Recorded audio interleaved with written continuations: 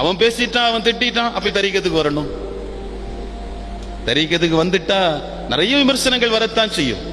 வலிமார்களோடு சகவாசம் கொள்ள ஆரம்பித்து விட்டால் இந்த சமூகம் சிவப்பு கம்பளம் விரித்து உன்னை வரவேற்கும் என்று எதிர்பார்க்காதே. நபித்துவத்தை வெளிப்படுத்திய முகமது ரசூலுல்லாஹுவை 40 வயது வரை ஏற்றுக்கொண்ட சமுதாயம் தான் ஏற்க மறுத்தது.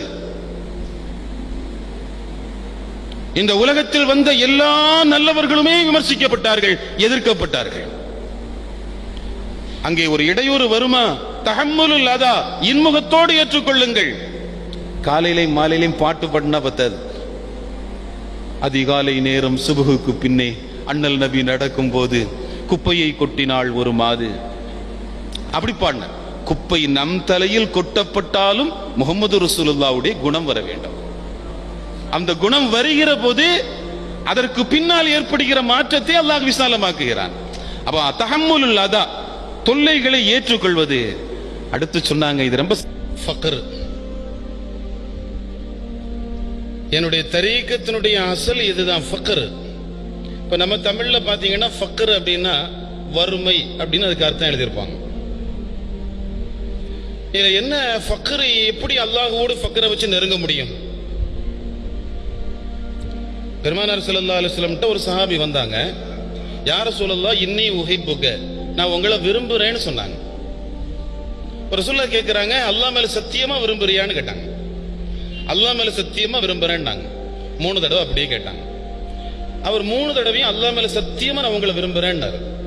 ரசூலுல்லாஹ் சொன்னாங்க, அப்படின்னா பள்ளத்தை நோக்கி பாயிற தண்ணி மாதிரி ஒன்ன நோக்கி ஃபக்ர் வரும், தயாராயிக்க அப்படின்னா.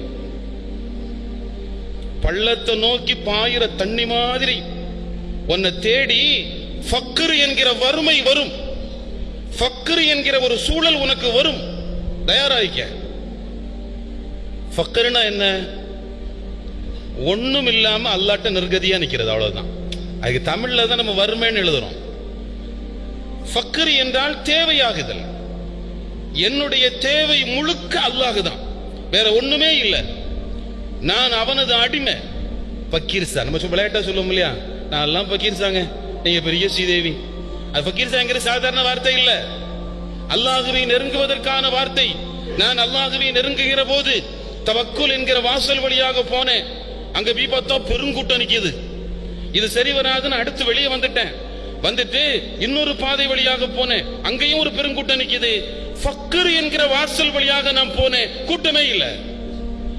ஏன்னா அதன் மூலமா அல்லாஹுவை நெருங்குதல் என்கிறது ரொம்ப அற்புதமான விஷயம்.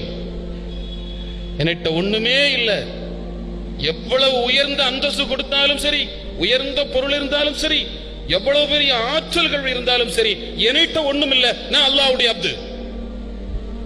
அல்லாஹ் சொல்றான் இல்லையா, வல்லாஹுல் கனியு வ அன்துமுல் ஃபுகரா, நீங்கள் அத்தனை பேர்களும் ஃபக்கீர்கள், அல்லாஹ்வோடு தேவையாக கூடியவர்கள்.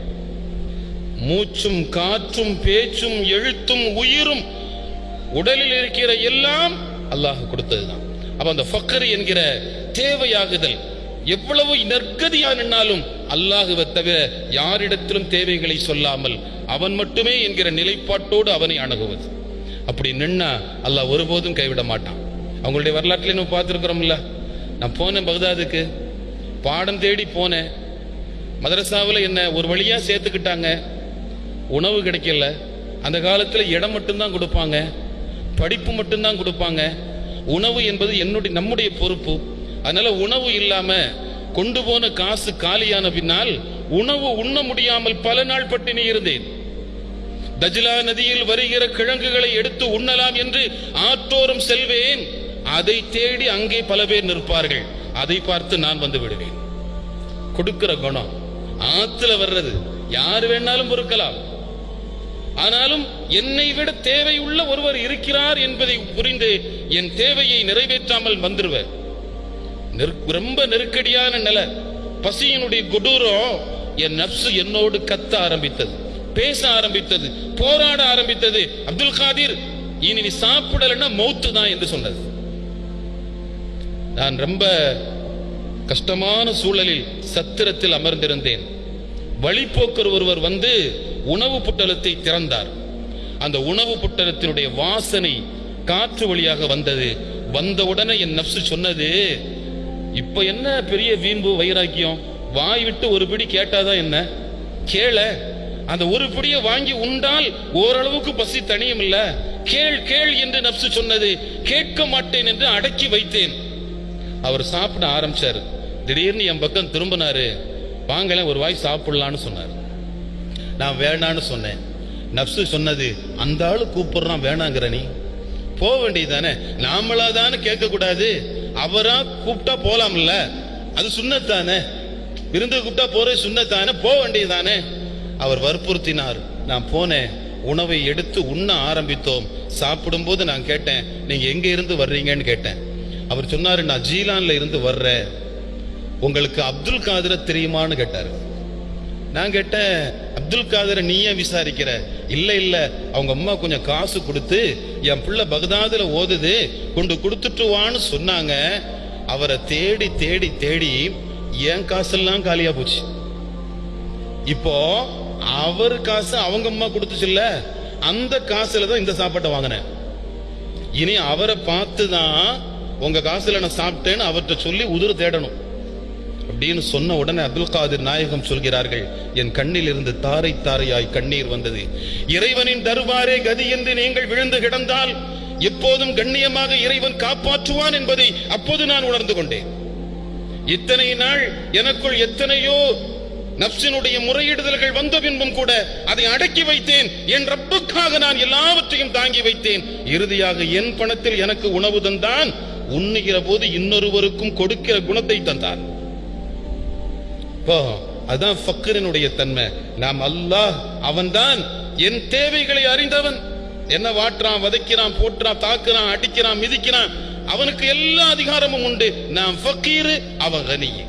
நான் அப்து, அவன் இலாஹு. அவனது அடிமை நான். அடிமையை எஜமான என்ன வேணாலும் செய்யலாம், செய்கிற அதிகாரம் அவனுக்கு உண்டு.